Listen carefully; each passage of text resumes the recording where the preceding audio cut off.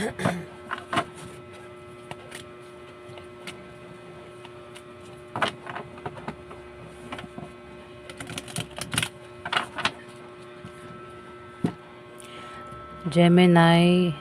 hello po sa inyo guys. Ito yung kaganapan sa inyo sa buwan ng July. Ito ay isang buwan na reading para sa inyo. At hindi po lahat ay tatamaan ng reading na ito. Ano tayo general reading guys. Umpisa na natin. Yan po yung Gemini sa buwan ng July.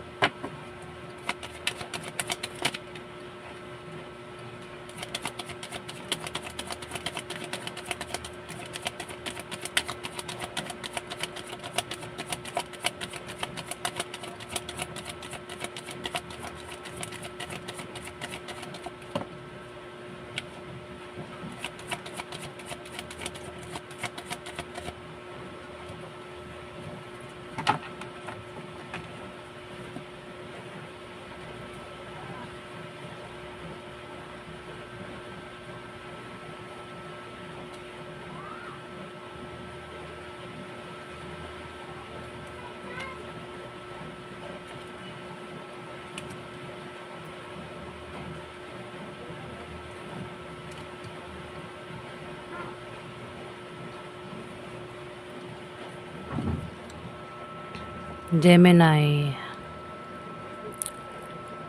may darating na dagdag trabaho o dagdag kaalaman. Pwede rin na may teamwork. Mayroong pagtutulungan dito sa buwan ng July. Pagtutulungan sa trabaho, negosyo, sa pamilya, o kung saan pa yan na pagtulong daw, Gemini, para matapos itong ginagawa, tinatrabaho. Proyekto, ayan. Pwede rin na isa kang dancer, Gemini. Pwedeng kayo ay sasali sa dance contest sa buwan ng July. Ano man tong ginagawa mo o ginagawa nyo ng mga kasama mo, pera ang kapalit nito, Gemini. May teamwork para matapos itong ginagawa nyo, tinatrabaho nyo, at pera ang kapalit niya, no? Pwede manalo sa mga sasalihang contest, ayan, sa buwan ng July. Ingat ka kasi may traidor dito o magnanakaw. Ingat, lalo na kung meron kayong pupuntahan. Ingatan yung mga gamit, Gemini. Kung meron kayong plano, sikreto, wag ipagsabi sa iba. Maging mapagmasid at mag-ingat sa matutulis na bagay.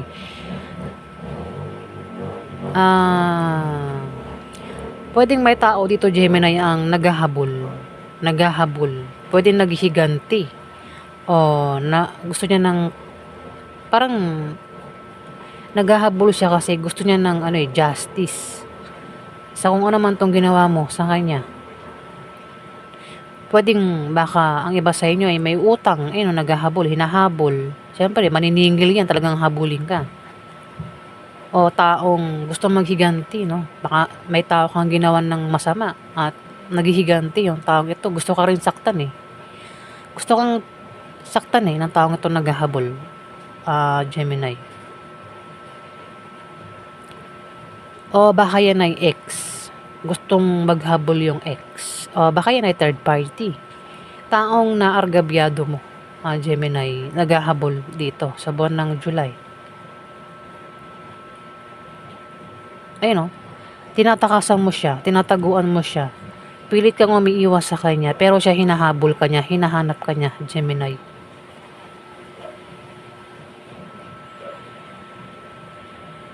Pwede siya ay isang taong mapera, may posisyon, may edad na. Pwede isang taong inutangan mo. Ang maaaring mag-traitor sa'yo o naghahabol ito sa'yo. Kasi maaaring, yun nga, baka inutangan mo nga, baka sinisingil ka na niya, di ba? Gusto ka niyang kung ex mo yan, gusto kang paghigantihan. Kasi maaaring sinaktan mo siya, gusto kang saktan din, di ba? Pabalik. Ayan, taong ano eh, dalawa nga itong earth sign eh. May tao dito yung malalapitan mo kapag ikaw ay magkaka-problema sa pera. Pwedeng utangan mo siya o hingian mo ng pera ang taong ito. Pwede ngang ex o sino man ito sa buhay mo na maring inutangan mo. Bakit kanya hinahabol? Bakit parang naghihiganti nga eh. Yan o. Dalawa nga sila dito eh. Meron pang isang earth sign babae. Itong klase ng babae na ito na earth sign, mapera din ito eh. Masipag ito eh. Ang tao ito ay mahilig sumuporta. Kumbaga, mahilig itong tumulong sa taong problemado sa pera.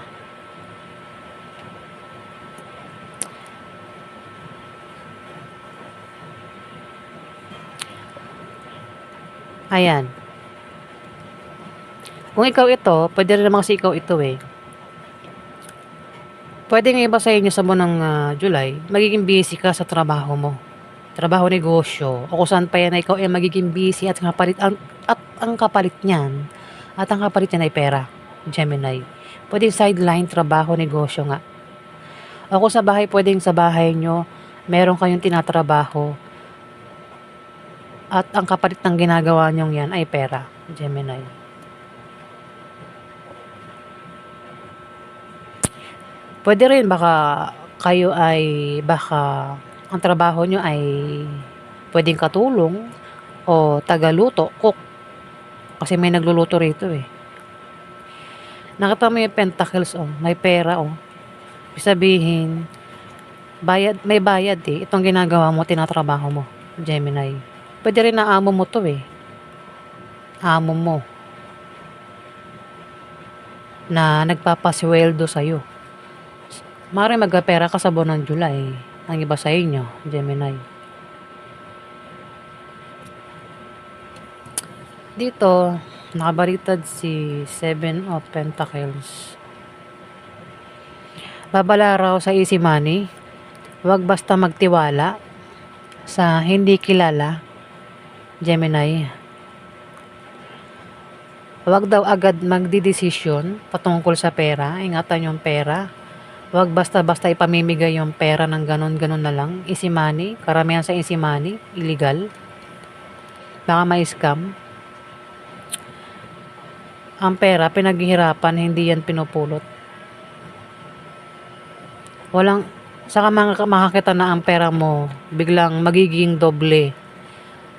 Sa ganitong oras lang, 'di ba? Sa ganitong araw lang.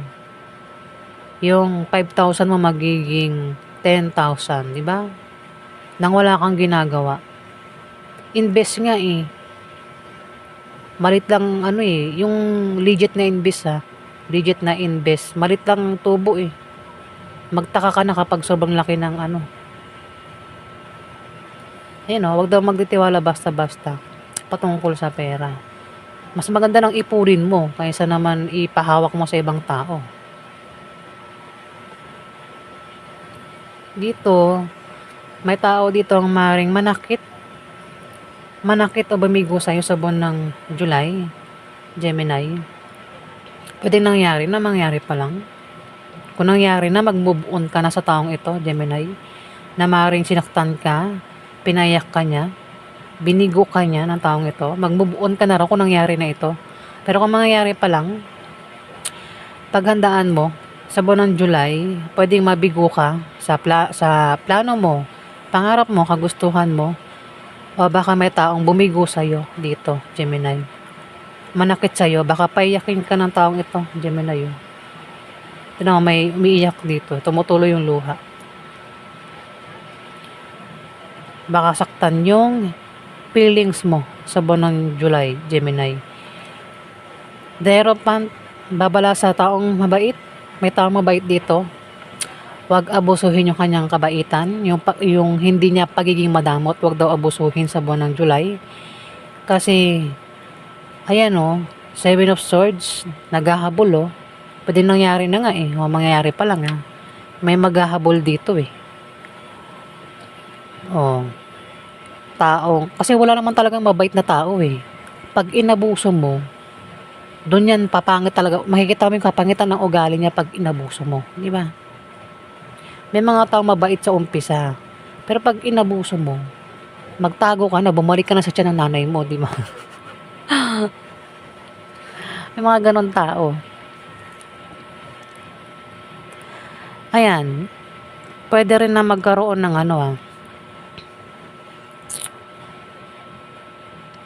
walang pwedeng meron kang rules o tradisyon na susundin sa buwan ng July. Pwede rin naman na mag-ingat ka kasi may mga matang nakatingin, mapanghusga.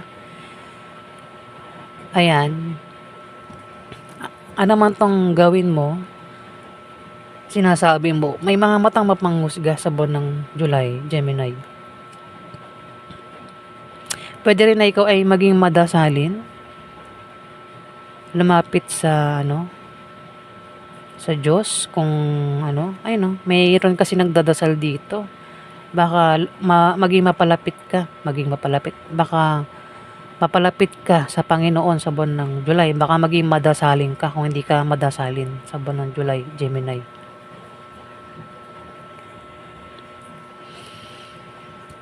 Five of Swords.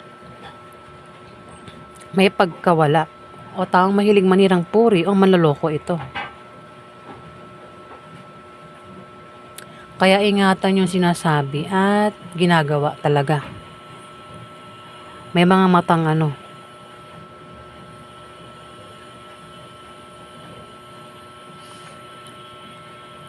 Pero, nakikita mo, nakahanda ka naman dito sa mangyayaring hindi maganda. Kung may mangyayaring hindi maganda sa buwan ng July, nakahanda ka naman daw, Gemini.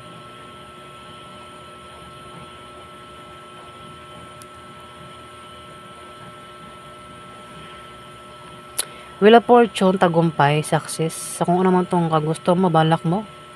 Kung di man ikaw ito, pwedeng earth sign ang tinutukoy ng Wheel of Fortune, Gemini. Success, ayan Wheel of Fortune.